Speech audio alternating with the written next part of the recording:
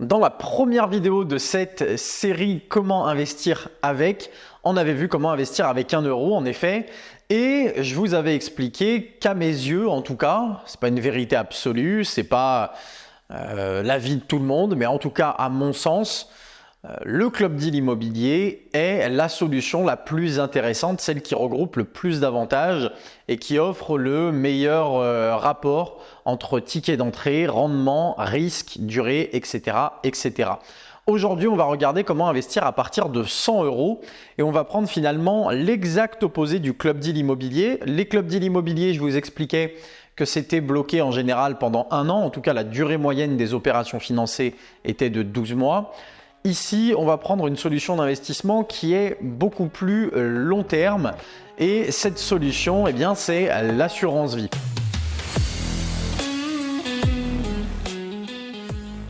Encore une fois, j'aurais pu parler de plein de dispositifs. Je pense que l'assurance vie est le dispositif le plus intéressant dans cette stratégie. L'idée, c'est que sur cette chaîne, vous retrouverez déjà plein de vidéos sur l'assurance vie. J'en ai fait une tonne. J'ai balayé plein de sujets liés à ce produit. Mais ça reste le produit préféré des Français, celui sur lequel ils investissent le plus d'argent. Et c'est aussi le produit qui, à la fois, est le plus complet. On peut finalement faire encore plein de vidéos sur le sujet. D'ailleurs, il y en a d'autres qui vont sortir très bientôt avec de nouvelles subtilités que je n'avais pas encore abordées. Pourtant, j'ai déjà bien poncé le sujet. Mais c'est aussi un produit finalement qui est incompris par les investisseurs.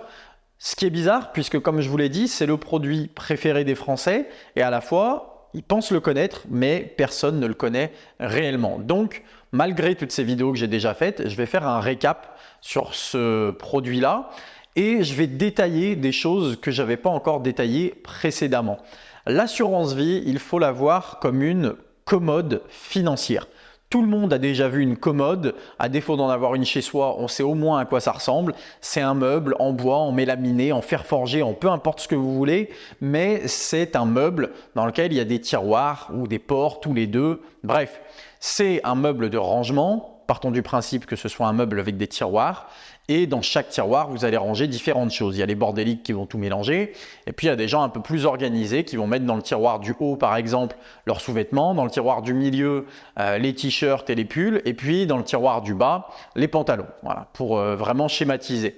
L'idée, c'est de se dire que l'assurance vie, c'est une commode, mais financière. Donc, au lieu de mettre des sous-vêtements en haut, eh ben, on va mettre un premier produit qui s'appelle le fonds euro. Par exemple, dans le tiroir du milieu, on va mettre ce qu'on appelle des unités de compte à la place des t-shirts et des pulls. Et ces unités de compte, ça peut être des actions, ça peut être de l'immobilier. Et dans le tiroir du bas, au lieu de mettre vos jeans, vos pantalons, eh bien, vous allez mettre des unités de compte structurées qui sont des produits un peu spécifiques. Je vais revenir sur ces 3 produits, 3 ou 4 produits. Je vais détailler un petit peu plus en tout cas les tiroirs. Le fonds euro, pour vulgariser, alors là je vulgarise vraiment, mais le but c'est que ce soit compris par tout le monde. Le fonds euro, donc le premier tiroir, c'est un fonds qui se rapproche finalement d'un livret A, mais dans l'assurance vie. Je m'explique. C'est un fonds dont les capitaux sont en théorie garantis, mais c'est un fonds qui rapporte quasiment rien. On est entre 1 et 2% par an. Je ne vais pas rentrer dans les détails de pourquoi en réalité les fonds euros ne sont pas garantis, bien qu'on vous fasse croire le contraire, bien qu'il y ait un énorme lobby des assureurs en France, bien qu'aujourd'hui ce soit un produit qu'on puisse vendre comme étant à capital garanti, alors que d'autres qui sont plus garantis que lui, on ne peut pas les vendre comme étant à capital garanti. Voilà, c'est des jeux de pouvoir, je ne vais pas faire de politique ou quoi que ce soit dans cette vidéo. Il y a des choses qui me dépassent. En tant que gestionnaire de patrimoine, on est hyper régulé et ça nous fait mal au cœur de voir que ce produit encore aujourd'hui est distribué comme étant à capital garanti alors qu'il ne l'est absolument pas du tout. Ça, c'est une première croyance que l'on a. Pour continuer, donc le fonds en euros, ça rapporte rien, mais c'est censé être garanti. Dans le deuxième tiroir, on a les unités de compte. Donc les unités de compte, je vous ai pris 2 exemples. Je vous ai pris les actions et l'immobilier. Pour parler des actions, je vais faire très simple. En gros, on peut aller chercher des rendements au-delà de 10% avec la bonne stratégie, mais il y a un risque de perte partielle ou totale en capital. L'immobilier, on est un peu entre les deux finalement. On va avoir plus de sécurité que sur des actions évidemment. On va aussi avoir plus de rendement que sur du fonds euro, on va être entre 4 et 6%, mais on n'est pas à capital garanti pour autant. Voilà, donc c'est un peu un espèce d'entre-deux au niveau des unités de compte. Et puis ensuite, on a le dernier tiroir, les unités de compte structurées, qui sont des produits beaucoup plus complexes, que j'ai déjà détaillé également dans une vidéo, et pour lesquels je fais régulièrement, tout comme pour les club deals, des débriefs lorsque des produits sont remboursés aux investisseurs qui se sont positionnés dessus. Donc voilà, il y a plein de vidéos sur la chaîne sur lesquelles vous pourrez retrouver des produits structurés. Globalement, c'est pareil entre le fonds euro et les unités de compte. On a des garanties en capital et en rendement sous certaines conditions de volatilité, d'évolution des marchés financiers, etc. Je m'arrête là pour les explications. Donc, on a vu tous ces tiroirs. Et aujourd'hui, qu'est-ce qui fait que je dis que c'est un produit, l'assurance vie, qui, bien qu'étant le préféré des Français, est finalement celui qu'ils connaissent également le moins? Eh bien, déjà, première chose, au vu de l'explication que je vous ai donnée, je suis sûr que la plupart de ceux qui nous regardent et qui avaient une assurance vie ne savaient même pas qu'on pouvait mettre autant de choses dans un contrat. La plupart, en fait, vous avez des fonds euros, vous avez peut-être un petit peu d'actions, 2-3 conneries qui traînent, mais il y a énormément de gens aujourd'hui encore, et même si ça fait 8 ans qu'on en parle, depuis qu'on a créé la boîte, le problème c'est que notre message il n'est pas diffusé à 70 millions de personnes. On est tout petit nous dans ce milieu. Du coup, il y a encore plein de gens qui ne savent même pas qu'on peut mettre de l'immobilier par exemple ou des produits structurés au sein d'un contrat d'assurance vie. La deuxième chose, c'est qu'on a une idée reçue concernant la durée d'une assurance vie. On pense que l'assurance vie est bloquée pendant 8 ans. Ça, c'est une légende urbaine, c'est une idée reçue, ça n'a jamais été vrai, ça ne l'est pas aujourd'hui. Le blocage de 8 ans, il n'existe pas. En revanche, vous avez une certaine fiscalité sur l'assurance vie du moment où vous l'ouvrez. Et à partir de 8 ans, cette fiscalité est allégée. Voilà, c'est la seule chose qui se passe après 8 ans. Vous payez moins d'impôts sur les intérêts que vous générez dans votre contrat d'assurance vie. C'est juste ça. Il n'y a rien d'autre qui soit lié aux 8 ans de l'assurance vie. Donc évidemment, ça peut être intéressant d'ouvrir une assurance vie, même si vous ne versez pas grand-chose dessus, pour au moins faire ce qu'on appelle prendre date en fait. Donc vous allez ouvrir un contrat qui va dormir. Enfin dormir, vous allez quand même chercher à mettre des fonds qui sont rentables dedans, mais vous allez ouvrir ce contrat, mais pas dans l'idée de l'alimenter énormément au début, plus dans l'idée de vous dire dans 8 ans, il aura 8 ans. Et du coup, si dans 8 ans, j'ai plus d'argent à investir et que cet argent me rapporte des intérêts, les intérêts seront déjà soumis à une fiscalité qui est allégée. Donc ça, c'est la première chose. Maintenant, même si en théorie, on peut récupérer l'argent tout de suite sur une assurance vie, même si effectivement, au-delà de 8 ans, on peut se dire « Ok, là, je peux commencer à récupérer les fruits qui sont générés par mon contrat parce que j'ai une fiscalité allégée », nous, on recommande quand même d'envisager ce contrat sur du beaucoup plus long terme. Pourquoi? Surtout pour des jeunes, parce qu'en fait, on a une possibilité avec l'assurance vie, c'est notamment possible sur les actions. Cette possibilité, c'est finalement de réduire le risque au plus on va s'étaler dans la durée. C'est exactement la même chose que des personnes qui investissent sur des actions fonds, que ce soit par le biais de comptes titres, de PEA ou pas. Mais les personnes qui investissent dans les actions, en tout cas celles qui ont des stratégies pérennes et stables sur la durée, eh bien elles vont faire ce qu'on appelle du DCA. C'est-à-dire qu'au lieu d'investir une seule fois un gros montant, elles vont diviser ce montant et investir par petits bouts.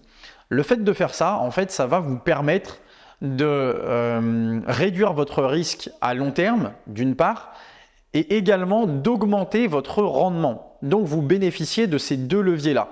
Alors, j'ai noté des chiffres sur mon ordinateur, vous me pardonnerez, j'ai pas tout en tête, c'est pas que du par cœur, là je suis en impro total et j'essaye de vous donner le maximum d'éléments. Mais j'ai noté des chiffres quand même parce que l'exemple est assez parlant pour bien comprendre cette logique qui est offerte par l'assurance vie, parce que au-delà du fait qu'on a plein de tiroirs qui nous permettent d'avoir différentes stratégies d'investissement et de répondre à tous les profils d'investisseurs, le prudent, le dynamique, l'équilibré, à tous les horizons d'investissement, court, moyen, long terme, même si l'assurance vie permet tout ça et qu'elle offre des avantages fiscaux et qu'elle offre des avantages successoraux, elle offre aussi cette possibilité de faire l'équivalent du DCA sur des stratégies orientées plus sur les actions, parce que les assureurs, pour la plupart, rendent leur contrat accessible à partir de 100 € par mois. Donc ça, c'est vraiment tout l'intérêt de l'assurance vie et c'est pour ça que c'est le produit que j'ai retenu dans cette vidéo, comment investir à partir de 100 euros. Alors, je vous ai pris deux options. Je vous ai pris option 1, une personne qui a investi 500 euros au mois de janvier de l'année en cours. Il investit 500 euros sur une action ou sur un groupe d'actions en direct ou via son assurance vie, mais là le but c'est de le faire dans l'enveloppe de l'assurance vie pour avoir les avantages fiscaux et successoraux. Et donc cette personne, elle investit 500 euros en janvier sur une action ou plusieurs actions et cette action vaut 100 euros. Donc vous êtes d'accord, la personne a acheté 5 actions à 100 euros. Jusqu'à là, il n'y a pas de piège. Si dans 5 mois, cette action, eh bien, elle vaut unitairement 90 euros, vous avez toujours vos 5 actions, mais fois 90 euros, vous avez un contrat d'assurance vie sur lequel il y a 450 euros. Donc vous avez perdu 50 euros. Ça paraît logique, le cours de l'action a baissé de 10%, vos 500 euros ont perdu 10% également. Par contre, si vous n'aviez pas mis 500 euros directement, mais que vous aviez mis plutôt 100 euros tous les mois pendant ces 5 mois, eh bien vous auriez pu gagner de l'argent là où l'action, elle, avait baissé. Je vais vous prendre cet exemple. Alors, ce n'est pas un exemple universel, hein, mais admettons, au lieu d'acheter donc ces 5 actions à 100 euros en janvier, vous en achetez une à 100 euros en janvier. Et en février, le cours de l'action, il est à 83,33 euros. Donc, il a baissé d'un peu plus de 16%. Eh bien, qu'est-ce que vous faites? Si vous remettez 100 euros, vous n'achetez pas une action, vous en achetez 1,2. Et oui, c'est logique, vous en achetez une à 83,33 et 20% d'une autre action à 83,33. Et 20% de 83,33 plus 83,33, ça fait bien 100 euros. Donc le premier mois, vous en aviez une à 100 euros. Le deuxième mois, vous en rajoutez 1,2 à 83,33 euros. Et puis en mars, l'action elle a continué de baisser. Elle est à 76,92. À ce moment-là, vous pouvez en acheter 1,3 des actions. Et en avril, eh bien, elle remonte à 80. Donc là, vous pouvez en acheter à nouveau 1,25 à 80 euros. On est d'accord?